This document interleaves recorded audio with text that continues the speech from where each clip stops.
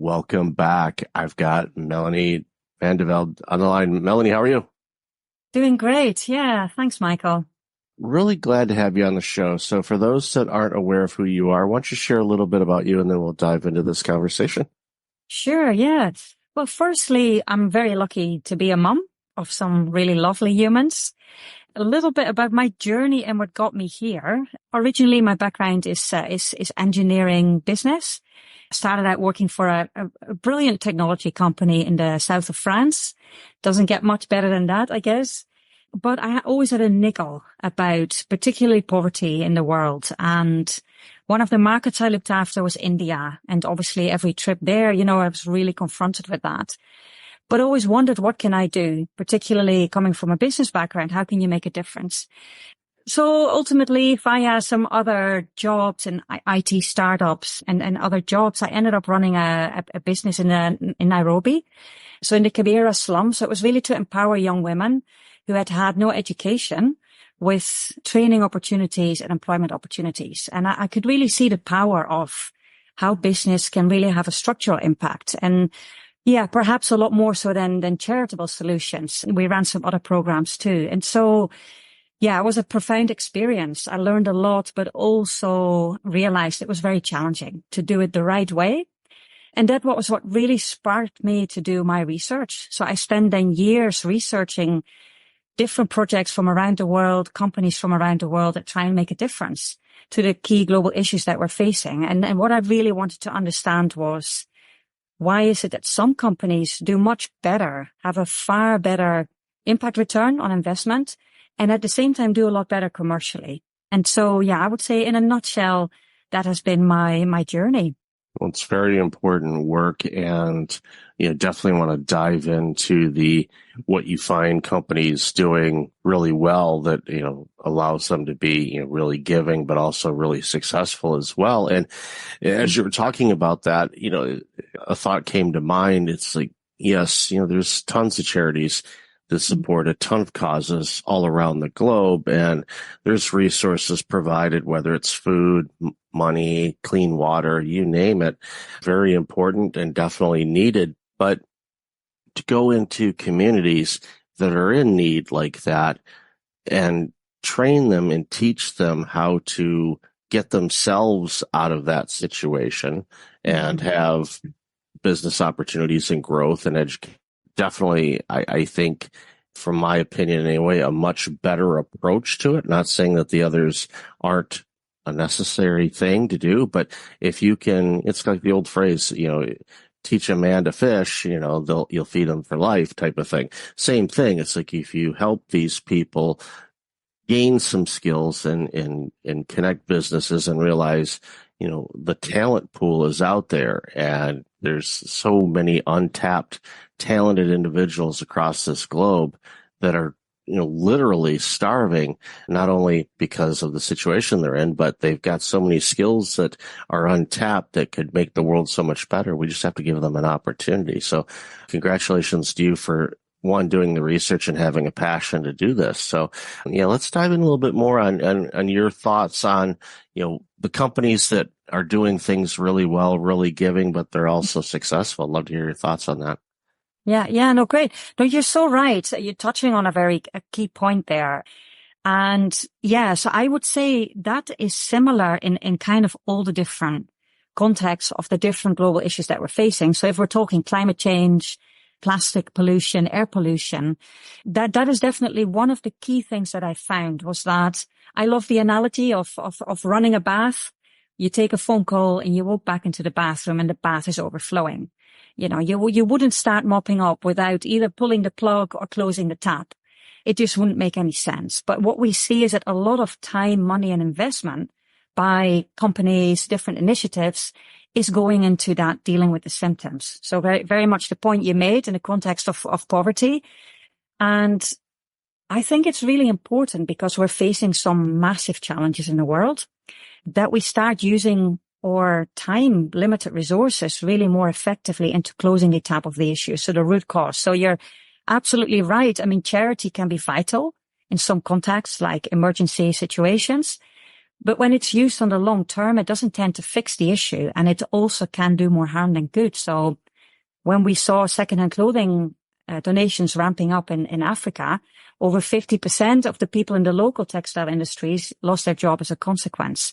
So like you say, empowering people, which is something that businesses are very well placed to do in terms of regenerating certain areas that really need that economically, empowering people with training, employment is a far more structural solution.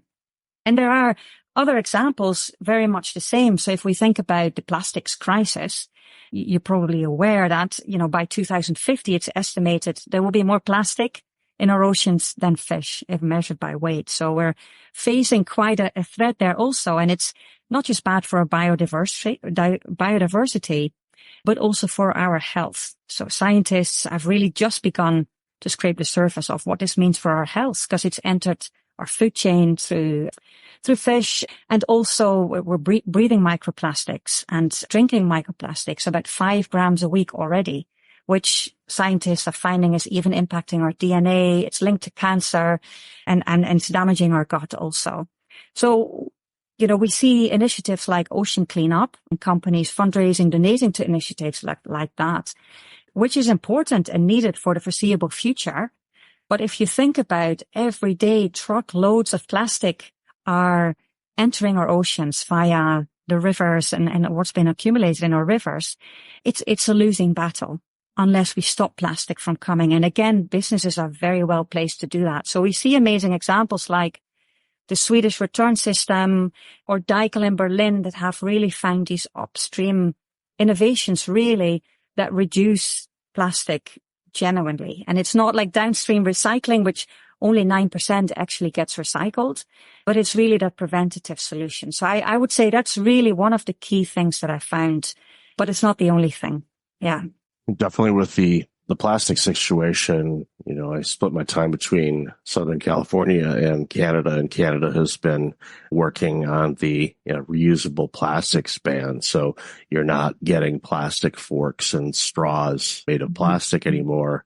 In restaurants, you're getting something bamboo or some other type of material, or, bring your own. I have a couple of metal straws that I use that I wash. I use a reusable coffee mug to, get coffee. And if I'm going out, or I'll make it at home myself, it's just reducing of these things. And I'm old enough to remember, straws have always been around as far as I've been concerned, but like plastic bags, for example, they were paper bags, up until the mid 80s. And all of a sudden they started introducing plastic bags. So when people say, how can we live without them? Like, I remember a time when we did. So it's just an adjustment, but it's taking the effort and from an individual standpoint, and obviously business as well, to make sure that, we're properly disposing of things in proper ways, and, coming up with new innovations on how to deal with that type of stuff, so it doesn't end up in our food stream and our water stream, because I've seen those stats too. It's like, 5 grams is a lot of plastic to be consuming. And your body's going to go, what in the world is this? Because we weren't built to consume that. So it's going to do something. And of course, when your body is fighting a toxin, it's taking resources from other areas, which of course can impact your immunity and, create situations where we're seeing, gigantic spikes in all kinds of different conditions, whether it's cancer. So many younger people are dealing with heart disease now. It's alarming to see what's happening to us. And, we're looking at generations in the very near future that, potentially will have shorter lifespans than their predecessors, which in the history of humanity is definitely something that's concerning for a variety of reasons, not just, way of life and whatnot, but even from contributions to the world and tax basis. As far as people aren't living longer, that means they're not paying taxes as long. So that means government and infrastructure and all of those things are impacted as well. So it's amazing to think about how, a plastic fork that gets tossed into, the river, falls out of the boat because you're eating a salad while you're canoeing down the stream. it could impact, the lives of so many people down the road. Yeah. No, you're so right. It's, sad to think what could be, but also I am also feeling encouraged by seeing some of the innovative solutions that genuinely make quite a big difference across sectors. But so I think if we want to tackle these issues, it's really about getting these solutions out more to the mainstream. And I think the sooner we do that, the sooner we'll start tackling these issues. Like you mentioned, the plastic, but also air pollution, another huge big issue, rising inequality. And so there are essentially, if you look at the United Nations SDGs, comprised of all these global issues, can sometimes feel a bit overwhelming as a company, as a business leader. Where do you begin? And what really is, the type of initiative that really makes a difference, that is really more structural and leads to a better impact return. And so essentially, if you really look at how these are all linked and how they're linked to business, you can distill it to 4 different areas, really, where you can tackle these issues at its roots across your supply chains, within your organization, and in a wider context. So essentially, that's what my book is about. It's really about these 4 core areas with different examples, different trigger questions as to how you can apply that in your own context and just help to tackle really close the top of all these global issues in a way that also fits with your company context. Yeah. I share, the thoughts of a lot of businesses where they say, okay, where do I start?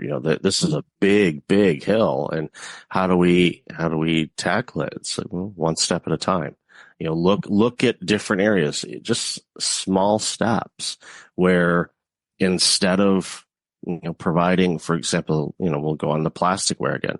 If you've got, people that, order in their lunches and things like that, go get some silverware.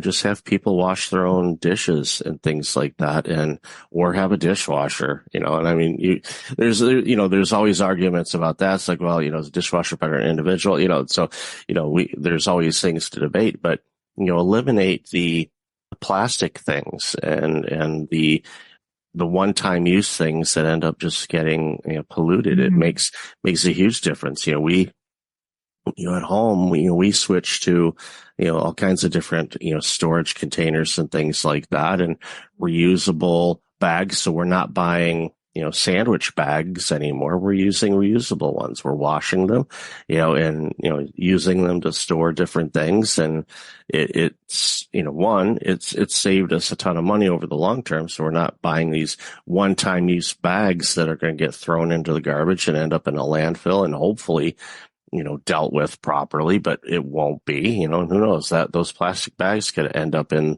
the water solution or water and all that. So it's like, well, I'm just not going to buy them. And it's little things like that. It's like, okay, so I'm not buying a box of Ziploc bags and I'm not buying straws. Okay. Yeah. But you know what? I'm one of 8 billion people.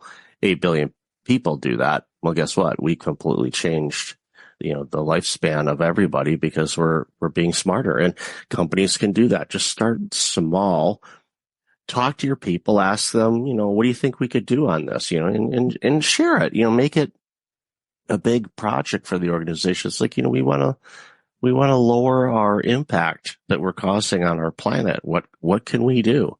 What can you do at home? What can you do in the office? What can you do remotely? Think about travel, even with, the remote situation and with Zoom and the pandemic, a positive side effect is, a lot of businesses, even though air flight is still pretty popular, a lot of businesses cut way back on their travel. Mm-hmm. And that, of course, has a positive impact on air quality and everything else as well. So everybody can do something. It will make an impact if everybody does something. And it's just a case of figuring out, okay, what can you do? Look for those easy things to do and do them. Yeah. No, yeah, you're so right. I think it's starting small. And sometimes I think to get to the bigger things, it can also really help to think outside the box. And I love you talking about the air industry. I love the example of Schiphol Airport. You might know it. It's not so new anymore, but I think still very powerful. So if you think about, you're talking about plastic, for one single usage products, but there are also a lot of products that are intentionally designed to have a short lifespan. So you might be familiar with the Phoebus cartel when light manufacturers came together and decided, right, we're going to shorten the duration of light bulbs so that we can sell them more frequently and up our revenue. And you see that across many different sectors like household appliances, pens, for example, a lot of the kind of smart products also. And as you can imagine, that creates an enormous amount of unnecessary waste, but also emissions due to production of products that we don't really need if they were more durable.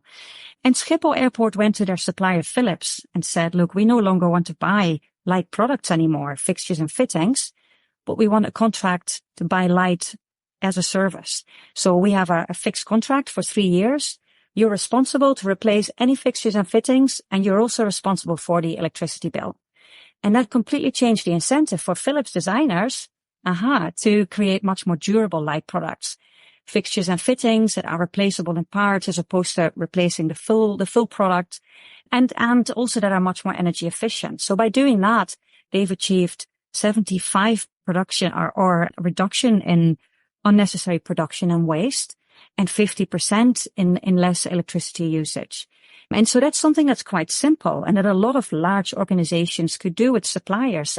You see the same with Interface. They managed to achieve major results by working with their supplier, Aquafil, on using recyclable nylon in their carpet tiles. So there are sometimes also really effective solutions. I think it's good to sometimes think in that, like, what's that 20% of the core of your organization where your waste is, where your emissions are, where you can achieve 80% of the difference. And it's sometimes just looking at these examples and how does it apply to my company? Like disposing laptops, for example. Can you go to your supplier and work with them on more durable products, laptops, computers, that are maintained as opposed to we give them to charity at the end, but where do they end up after that? So yeah, so I think it's a mixture of those. It's always the small things where people can get started, but sometimes it's also those out of the box solutions that can make a significant difference. I definitely love the turning the tables on the Philips situation. It's like, okay, we're not buying your bulbs anymore. We're just gonna buy lighting as a service.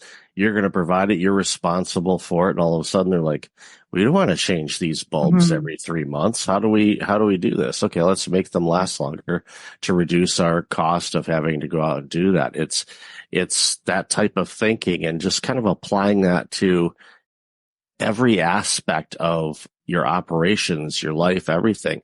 And once you get that mindset of thinking that way, then it becomes part of your normal mode of operation. It's like, okay, we're going to use pens. Okay, what kind of pens are we going to use? Long lasting pens. Okay, yeah, instead of, buying a cheap pen and because, that we just throw them out, let's buy some quality pens that will last a long time. I still have a pen that my parents bought for me. Wow. for my high school graduation. Amazing. That was, and Last year, right? Yeah, if some days it feels like it, other days not so much. But they bought that for me, and they're not a sponsor, but it's a cross pen. Yeah, it still works. Yeah, I've used it. It still looks in great shape. I've never added ink to it. I'm sure it's got to be getting low by now, but I haven't used it a long time because I'm like, you know what? I'm saving that as kind of an heirloom kind of thing. And it's like, no, I should use the thing. The thing writes great. It's like, why am I storing it and not appreciating it? It's like, buying fine china and never using it. It's like, it looks good, but if you're not going to use it, unless it's artwork or display or something, okay, it's like utilize those things. And it's just, that's a quality pen that obviously is, lasted a very long time. So again, every aspect of life, look for those opportunities where you can make an impact and buy things that are going to last longer and reduce the footprint that we're using. And it makes such a big difference. So love this conversation. Where can people find your book and other ways to get in a hold of you? Yeah, so they can find my book on the traditional channels like Amazon bookshops, but the best place to buy it is lulu.com. They are a print-on-demand platform, but they're very sustainable. So you'll get your most sustainable, really good quality copy at lulu.com. Yeah, where they can find me, I have obviously my book, but I also run workshops, immersive impact trips for business leaders to be inspired by what is possible. And if you're interested in finding out more, have a look at my website, which is bigtreeglobal.net. You can find me on LinkedIn also. Awesome. And I'll definitely have that in the show notes. So Melanie, love this conversation. Thank you for doing Thanks, the work Michael. that you're doing. It's important to save this planet because it's definitely worth saving. So thank you again for being on the show. Really appreciate your time today. Oh, thank you so much for having me.